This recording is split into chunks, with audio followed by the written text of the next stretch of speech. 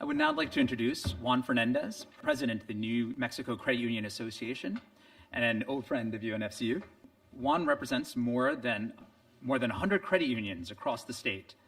He began his career at a credit union in upstate New York, embracing the idea of cooperative financing. A stay with the New York legislature led Juan to become New York Credit Union League's first community development coordinator.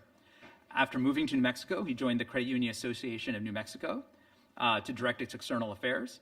In 2021, he took its helm as the first Hispanic CEO of a credit union league or association born outside the mainland of the United States. Juan, delighted to have you here with us again at the United Nations to moderate our panel of experts on how climate change is driving business transformation, strategies, trends, and data-driven developments. Thank you very much, Tom. It's such a pleasure to be here on site where the United Nations Sustainability Development Goals took root and is growing by the day, especially this week at COP27. I am honored to welcome the summit's panel of experts, Nikos Avlonas, founder and president of the Center for Sustainability and Excellence, a global sustainability strategic advisory and training firm, Kimberly Kosmenko, project director at Aptera, a leading ESG software and services firm, and Christina Paslar, the executive vice president for ESG at MasterCard, based in Purchase, New York. Each will now take a moment to introduce themselves. They will then share their exciting initiatives in the context of business transformation, strategy, and trends. Nico, we'll start with you. Thanks, Juan, and good morning, and thanks for the kind invitation. It's been an honor to be a speaker in your great conference, and congratulations for the great job to Ina, for the great job that the whole team has done, to meet carbon neutral achievement. It's really great. I have spent 25 years all around the globe, but especially in US and Canada, Europe, and Asia, in advising private firms and government and non-for-government agencies around the globe. CSE, which I'm president, has trained over 90% professionals from Fortune 500 firms, but also non-for-profit organizations and other institutes such as the Federal Credit Union. And we're very proud, of course, about that. I'm professor of sustainability at the University of Illinois in Chicago the last couple of years, and I'm the author of the book, Practical Sustainability Strategies. It's a real pleasure to be with you today. Thank you, Nikos. Kimberly. It is absolutely wonderful to see you all today. And it's fantastic to be in the virtual company of so many people who are acting on the Sustainable Development Goals, who are committed to climate, committed to social good. As you heard, my name is Kimberly Kosmenko. I'm coming to you from Boulder, Colorado, where the sun is just coming up right now. And my role in this space is that I've been enabling businesses worldwide to achieve their ESG and climate leadership goals for the past 18 years or so. And I've had the pleasure of working with global enterprises, leading NGOs, collaborating with organizations, including the United Nations Global Compact and the United Nations Federal Credit Union. As you heard, I'm currently a project director with Aptera, and our goal as a company is to be able to support the business sector on bold climate action. We know it's needed. We know we're going to talk about it more, and we provide software and services to be able to do that. Similar to my co-speaker, Nikos, I've also been a professor of sustainable business and socially responsible leadership at the University of Colorado. So I'm thrilled to be here. Thank you. Thank you very much, Kimberly. Last but not least, Christina. Thank you, Juan.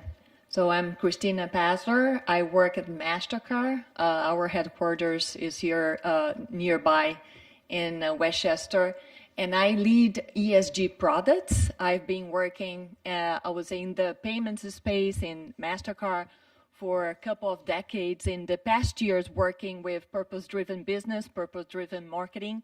And today I lead a global area that works with all the regions, Latin America, North America, Europe, Asia, EMEA, around how we can bring more sustainable solutions leveraging our ecosystem. We also work in ESG on the S side with financial inclusion and several of the really important causes that are very present and needed to be supported across the globe. Originally, I'm from Brazil, so bom dia para todos. I started in MasterCard Brazil years ago. Then I worked at the region, Latin America and Caribbean. And I've been here in global roles, marketing, product, diverse roles, and headquarters for now 8 years. But very glad that I heard that there is a big, I would say, Brazilian audience today. So glad to join you. Muchísimas gracias. I don't speak Portuguese, but Spanish is close enough, right? So let's get straight to this morning's engagement. Nico will lead us let's start out with you so that you can show your research findings. So let's go over to Chicago. So I'm very thrilled to be in the first round of the panelists for this conference. So thanks for the opportunity to share our sustainability research findings for the financial sector. It's worth to mention that our research that took place a year ago was used by the US SEC for the consultation process in the upcoming legislation for mandatory reporting of greenhouse gas emissions. So I'm very happy to share with you our findings. This is the third research we have done the last 5 years. And what we have seen, if we move on to the next slide, please, is one of the challenges we have seen in the non-for-profit sector is that how to use the appropriate environmental, social, and governance criteria in order to create advanced sustainability strategies. This is one of the big challenges in this sector, among many others.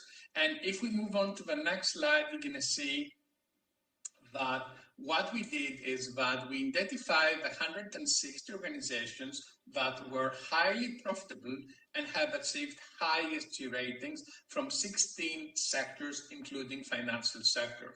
And what we wanted to find out was common success practices. Why are these organizations doing better than the rest in ESG criteria, environmental, social, governance criteria, but also they're doing good in profits for a long term, which means that they're truly sustainable organizations. So the first thing we have found out, and if we can move on to the next slide, are the common sustainability focus areas. So these organizations have used some common focus areas in their strategies. Those are climate adaptation, carbon emissions reduction, transparency to investors and other stakeholders, diversity and inclusion, workplace health and safety, impact on local communities, employee engagement, and customer privacy. They're not the only one, but these are the most common focus areas. And if you want to move on to the next slide, please, we also identified 4 steps that contribute directly to the increase of sustainability impacts. And those are, first step, to educate C-suite executives. Most of these organizations have run programs to educate on an annual basis all their C-suite executives, including board of directors, on sustainability. The second step was to engage actually with all their stakeholders and having materiality assessment, find out what are the expectations. The third step is to set smart sustainable goals and appropriate goals. And the last one is be transparent and issue sustainability report on an annual basis. Of course, among them, we have seen very ambitious sustainability goals, such as become net zero by 2025, and use of standards and criteria such as SASB, GRI, and task force on financial disclosures, and climate financial disclosures. So these are some of the findings of our research. I will be happy to share more information later on in the Q&A session. Overall, what we have seen is that most of the successful organizations, they follow this 4-step approach, and I don't see why not the credit unions do exactly the same thing. Overall, and if we can move on to the next slide, I personally believe is that it's time to move on from sustainability programs to sustainable organizations. So setting up goals on sustainability and also disclosure publicly, sustainability data It will be good for our planet, employees, and communities, and help credit unions to become more sustainable. Thank you so much, and happy to provide more information during the Q&A session. Thank you, Nikos. What a fantastic roadmap for everyone on their sustainability journey. So we will now travel to Boulder, Colorado, to gain more perspective on climate change and the business transformation.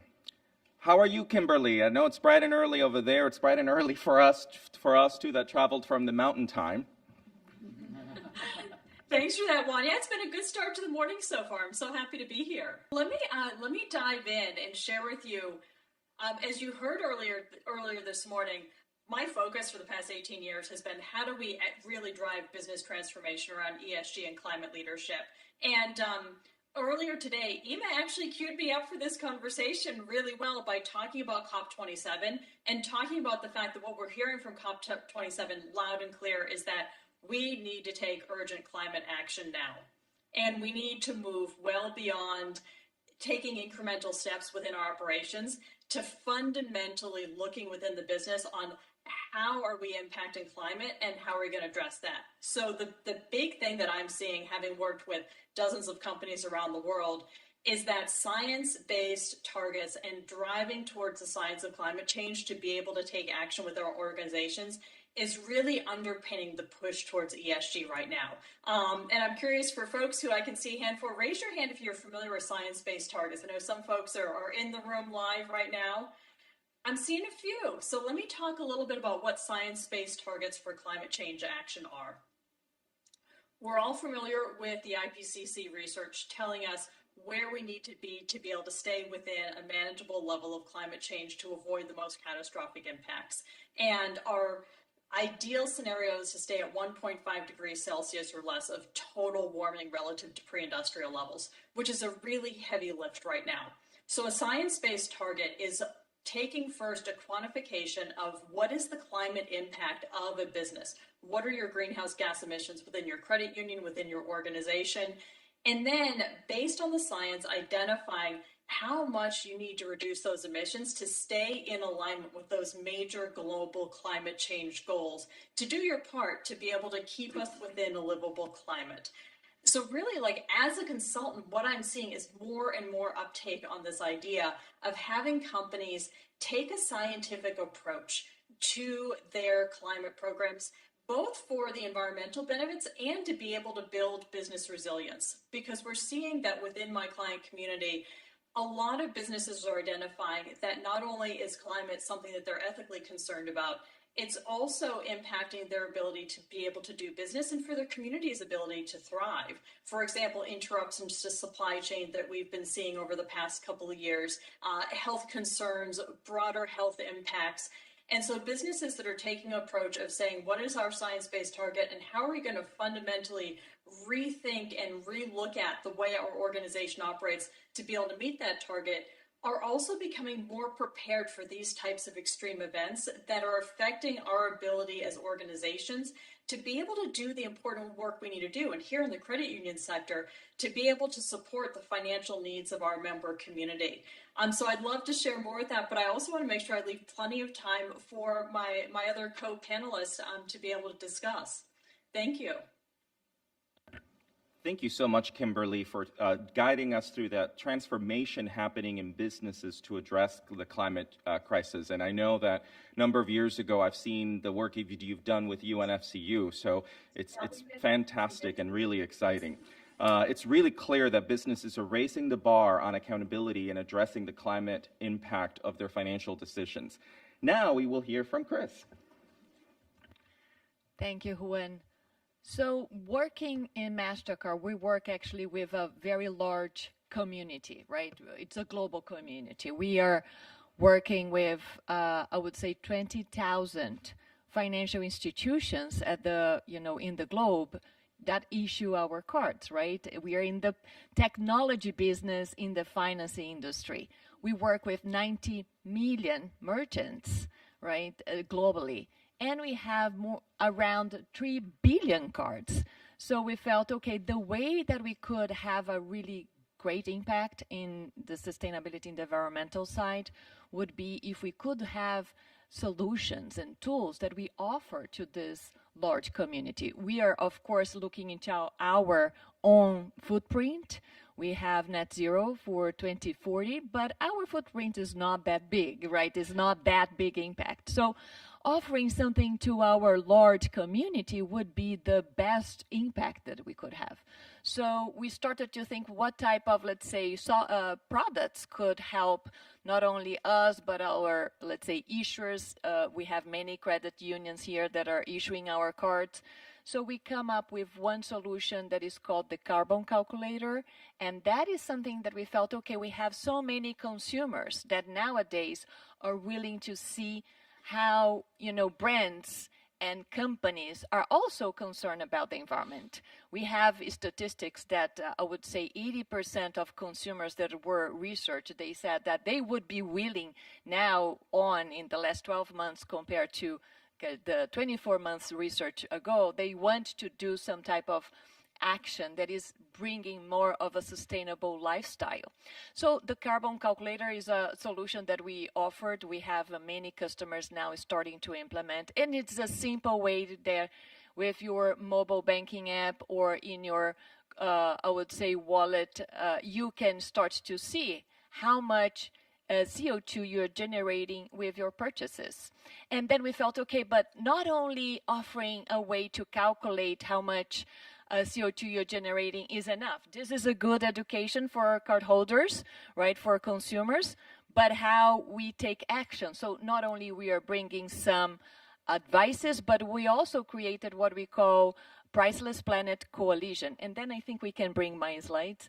It's a way for consumers also to compensate. And we said, by planting trees together, maybe that is a very nice way that we can compensate. So we brought this program called Priceless Planet Coalition. I think we can bring in the next slide, where we're offering for all our members, right, the 20,000 financial inclusion, financial institutions, but also the 90 million merchants. They can be part of this coalition, and we together want to plant 100 million trees by 2025.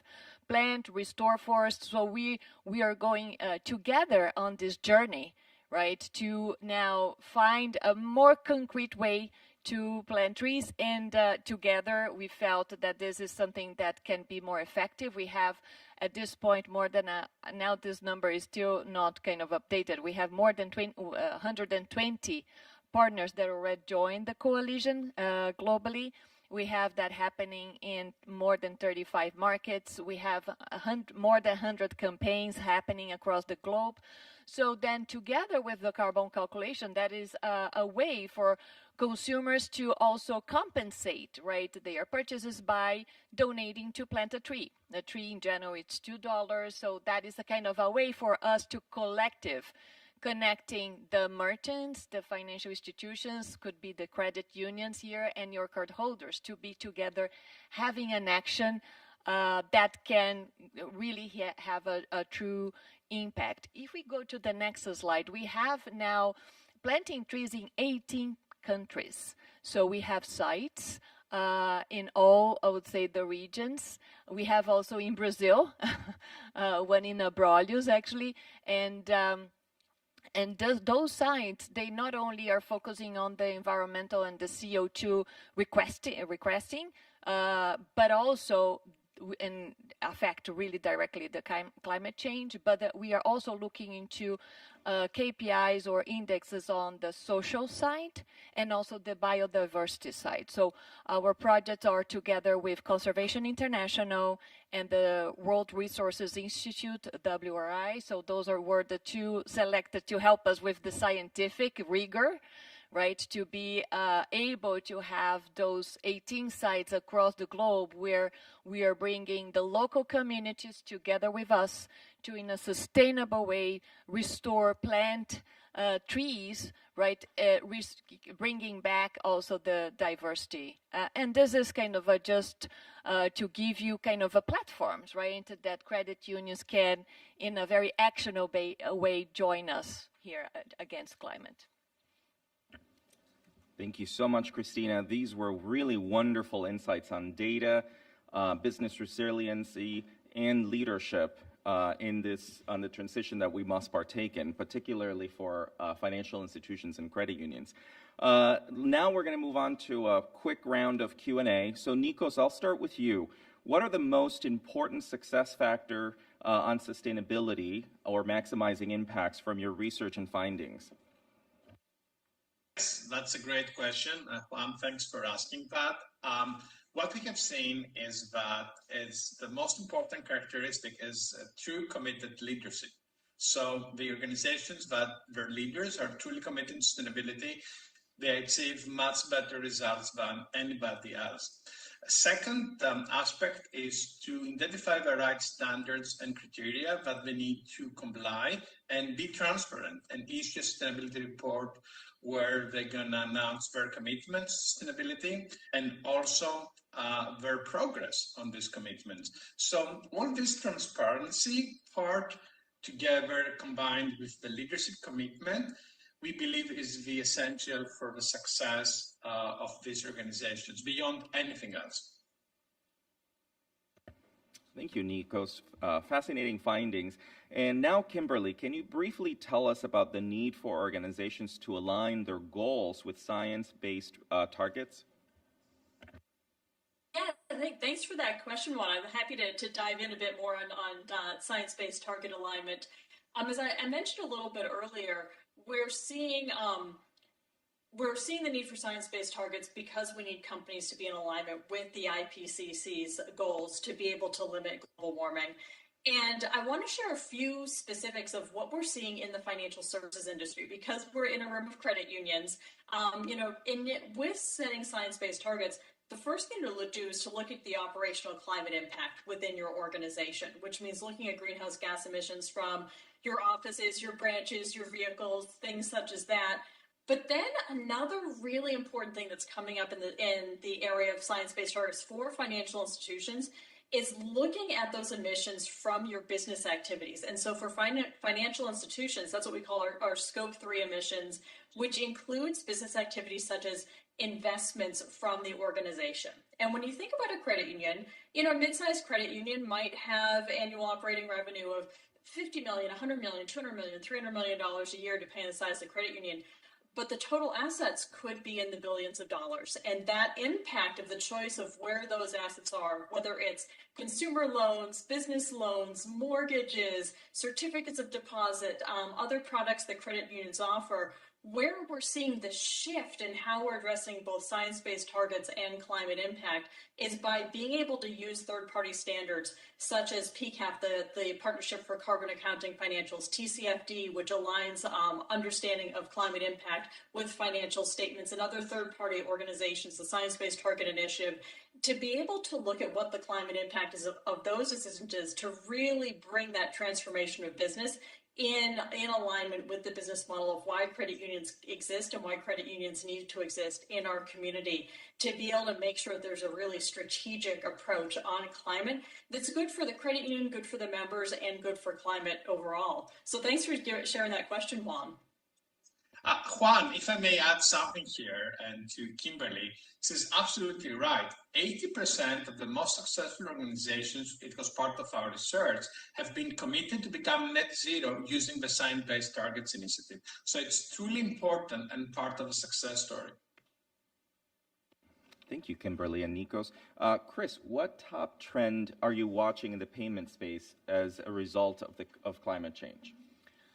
So look, we've been seeing that for the finance industry, for the payments space, it's not kind of so easy to find what is our right to play. For example, at MasterCard, we've been doing ESG with the S side for a longer time.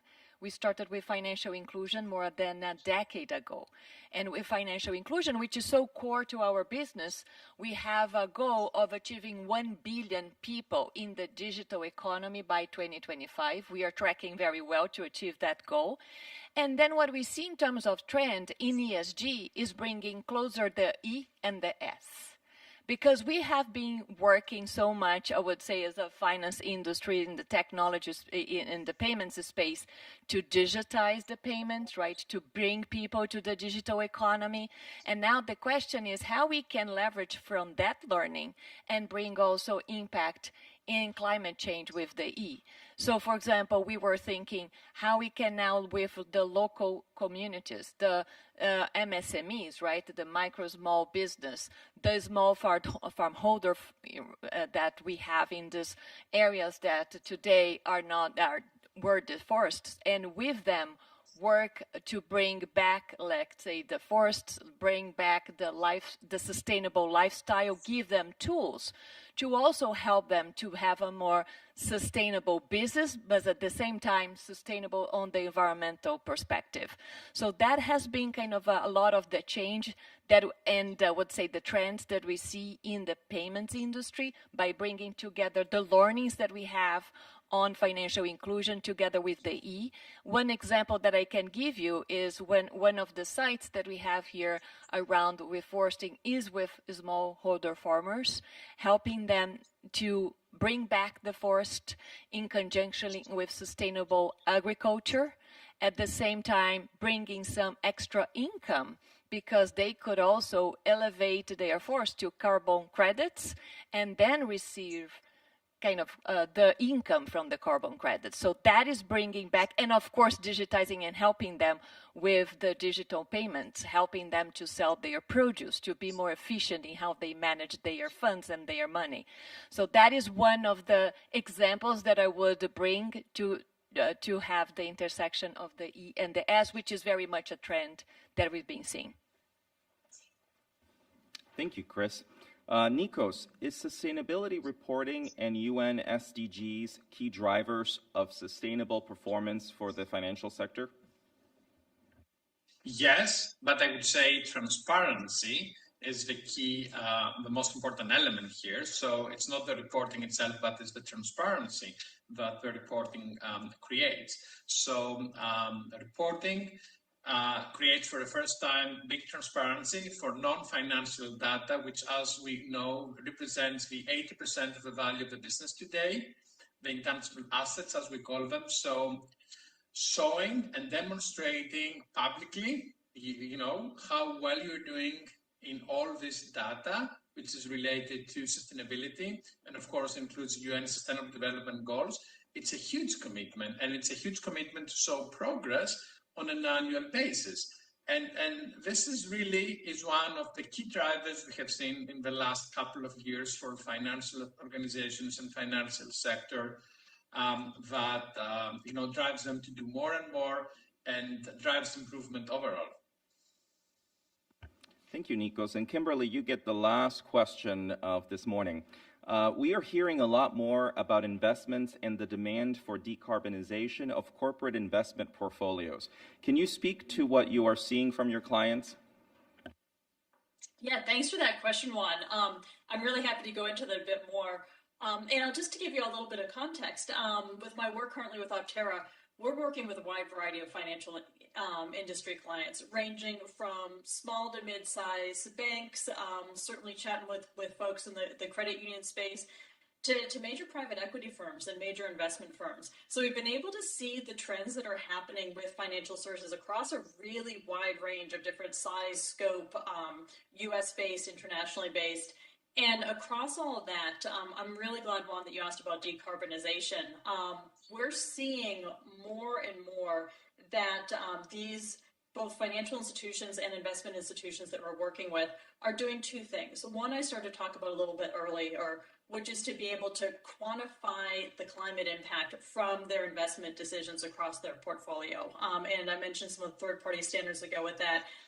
And then the other thing that I'm seeing really coming into place with our clients is then putting in policies and putting in goals and putting in strategies to be able to look at how they can shift those investments towards more of the green economy. So, for example, we're seeing shifts into renewables. We're seeing shifts into more equitable investments. We're seeing shifts into policies that move from fossil fuels to other types of investment portfolios. And what that looks like to the organization is really particular and specific to the individual financial institution, their mission, their values, their needs, where they are within the business community.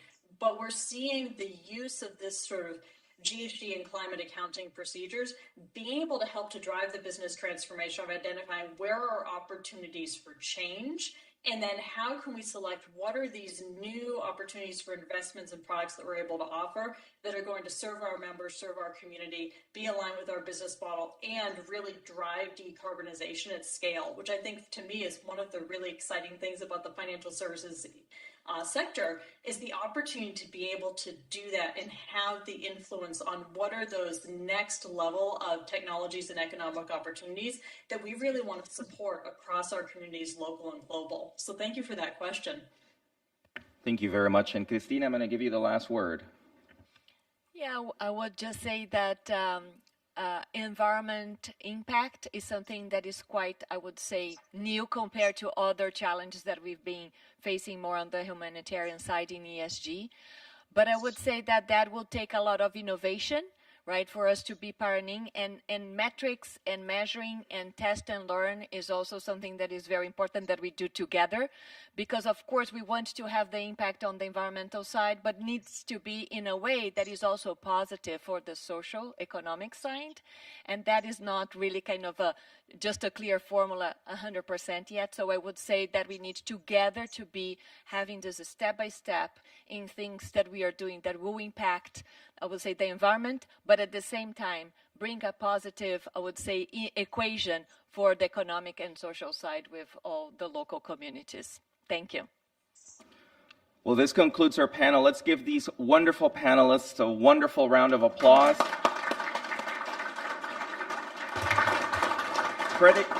Credit unions must adapt and learn how to seize this opportunity for growth and, most importantly, for doing good. I know I will share these insights with credit unions all across New Mexico as we, like many of you, continue to define our niche and realize our potential against competition in a tough job market. As for New Mexico, the fastest growing segment and the largest segment of the population already is the Latino community. The most important thing you can do today to be relevant and be prepared for the future while helping to serve communities that need the credit union difference is this. Thank you again, panelists, and back to you, Tom. Goodbye, everyone. Thank you.